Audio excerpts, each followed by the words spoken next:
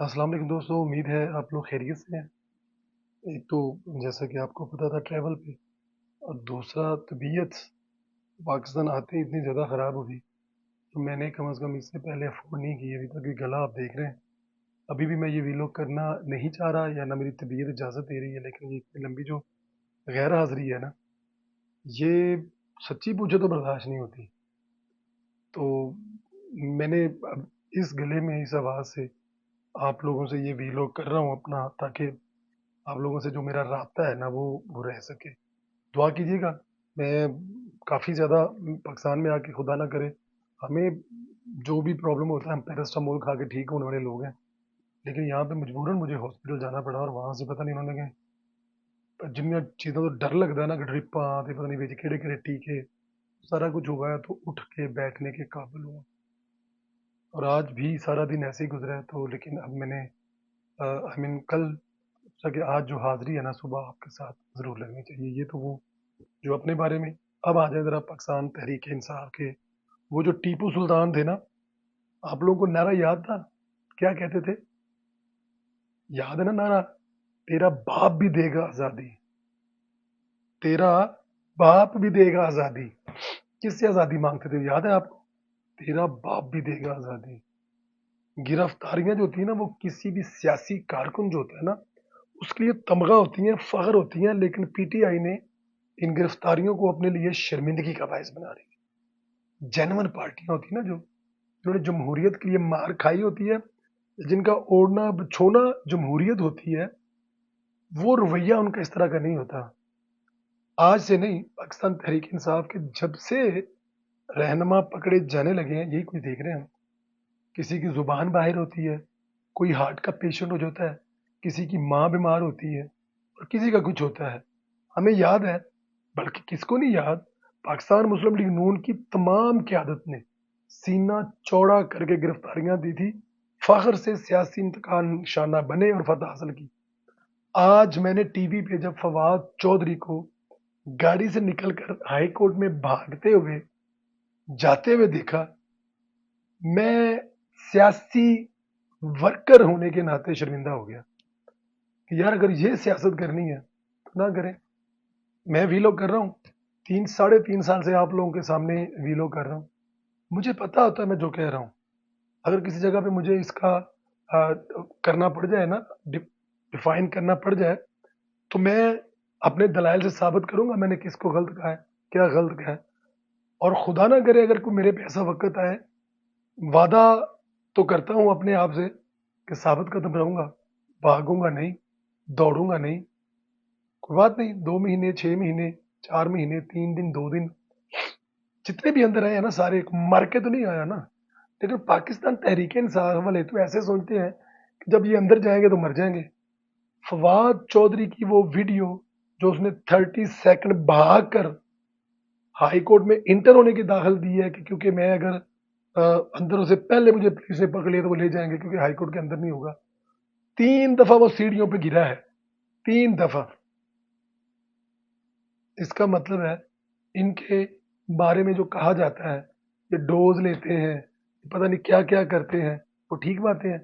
کہ ان کو ڈر ہے پکڑے گئے تو یہ سلسلہ چلے گا کیسے؟ بٹ اینی ہاؤ، فواد چوری صاحب بھاگتے دیکھا، اسلام آباد ہائی کورٹ میں پناہ لی، تب تک نہ نکلا جب تک ہائی کورٹ نے مکمل تحفظ نہ دیا۔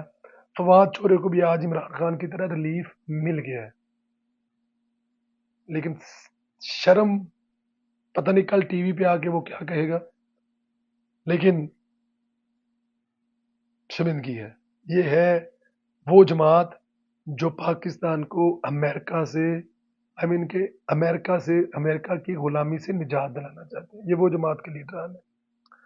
جج صاحب نے پولیس کو ہدایت کی ہے کہ فواد چوری کو اس مقدمے میں بھی گرفتار نہیں کرنا جس کا اسے علم نہ ہو، یعنی پوری سہولت کاری۔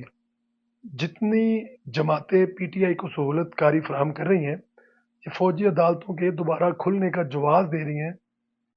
جب فوجی عدالتیں کھل گئی تو پھر میرے خیال میں ان کی تکلیف بڑھنی ہے۔ پھر یہ جو آنٹیاں موم بتوں والی ہیں نا، یہ روڈ پہ آگے بیٹھیں گی، لیکن اس کے علاوہ کوئی حل نہیں ہے۔ میرے جیسا بندہ جو کسی بھی صورت میں جمہوریت سے ایک قدم پیچھے ہٹنے کے لیے تیار نہیں ہے، اگر آمریت میں ڈکٹیٹرشپ میں پاکستان کے تمام گھر سونے کے بن جائے نا، پاکستان کے لوگوں کو فائدہ ہو جائے گا، بٹ میں ذاتی حیثیت میں خوش نہیں ہوں گا، کیونکہ اس ملک میں جمہوریت نہیں ہوگی۔ جمہوریت جتنی بھی بری ہوگی وہ ڈکٹیٹرشپ سے اچھی ہوگی، لیکن کیونکہ عمران خان کے تمام فیصلے ڈکٹیٹروں والے ہیں، تو میرے خیال میں اب پھر ڈکٹیٹر کا مقابلہ ڈکٹیٹر سے ہی کرنا پڑے گا، کیونکہ ڈکٹیٹر کا مقابلہ ہم نے دیکھ لیا کہ سویلین حکومت اور یہ عدالتیں جو کر رہی ہیں وہ آپ کے سامنے ہیں۔ مجھے مشاہد اللہ مرحوم کے وہ الفاظ بھی یاد آتے ہیں، ان کا ایک ایک لفظ درست ثابت ہو رہا ہے۔ فواد کو اس وقت وہ ڈبو کہتے تھے۔ خیر، فواد کے بارے میں جو کہا کہ ہم آنسو پوچھیں گے، تم رو گے، تمہیں چپ کرانے والا بھی کوئی نہ ہوگا، وہ آج ثابت ہو رہے ہیں۔ فواد چوری رات 12 بجے عدالت سے باہر نکلا، فواد کا سافٹ ویئر کافی حد تک ان کے چہرے سے لگ رہا، ویری سوری، ٹائرڈ، واضح اشارہ دے رہے تھے کہ آئندہ دنوں میں وہ عمران خان کی منجی ٹھوکنے والا ہے۔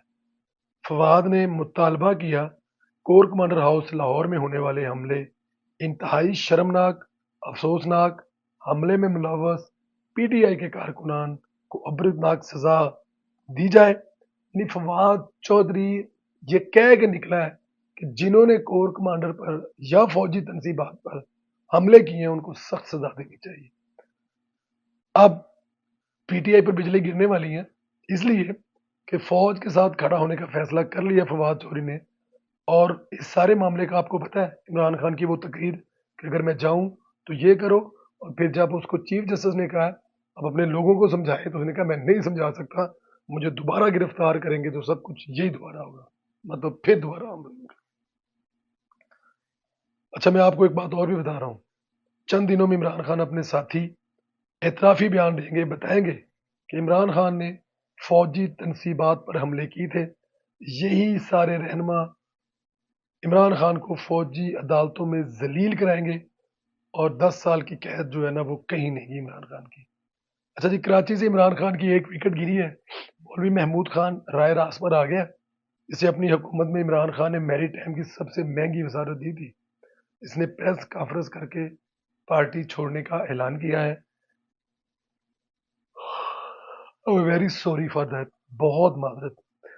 بارش کا پہلا خطرہ ہے، آئندہ چند دنوں میں ایسی کئی پریس کانفرنس عمران خان کو تنہا کریں گی، کیونکہ ابھی تو پارٹی شروع ہوئی ہے۔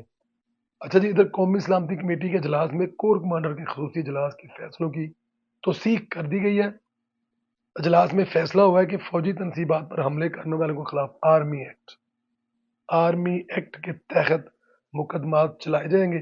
اس کا باقاعدہ آغاز ہو چکا ہے۔ پنجاب کابینہ نے آرمی ایکٹ کے تحت جو مقدمات ہیں نا ان کو چلانے کی باقاعدہ منظوری دے دی ہے۔ ایک اور جے آئی ٹی بھی بنا دی ہے جو اس معاملے کی مکمل تحقیقات کرے گی۔ اچھا، آرمی ایکٹ کی تحت تشویش میں لاہور میں درج دونوں مقدمات عمران خان نامزد ہیں۔ جناح ہاؤس اور گلبرگ ٹاور پر ہونے والے مقدمات کی تفتیش آرمی ایکٹ کے تحت ہوگی۔ انویسٹیگیشن ان دونوں مقدمات کے تمام ملزمان کو پاک آرمی کے حوالے کرے گی۔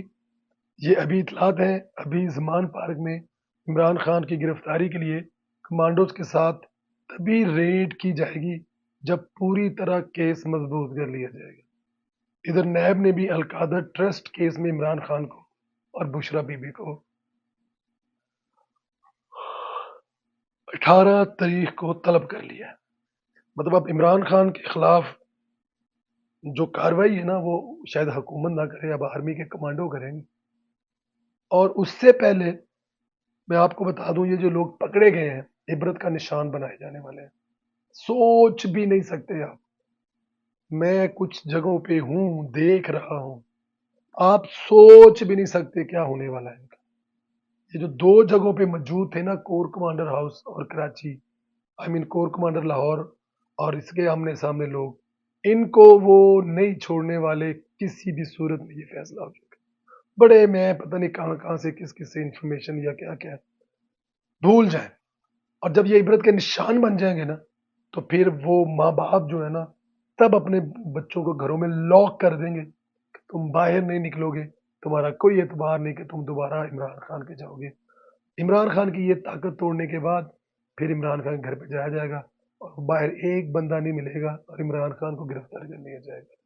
ایک خبر ہے کہ اب تک ملک بھر سے 5,000 گرفتاریاں ہو چکی ہیں. بہت بڑی تباہی ہے. فوج اس کو اپنے اوپر اٹیک تصور کرتی ہے. ادارہ اسٹیٹ اس کو اپنے اوپر اٹیک تصور کرتی ہے اور جنہوں نے یہ اٹیک کیا ہے معافی نہیں ملنے والے ان کو.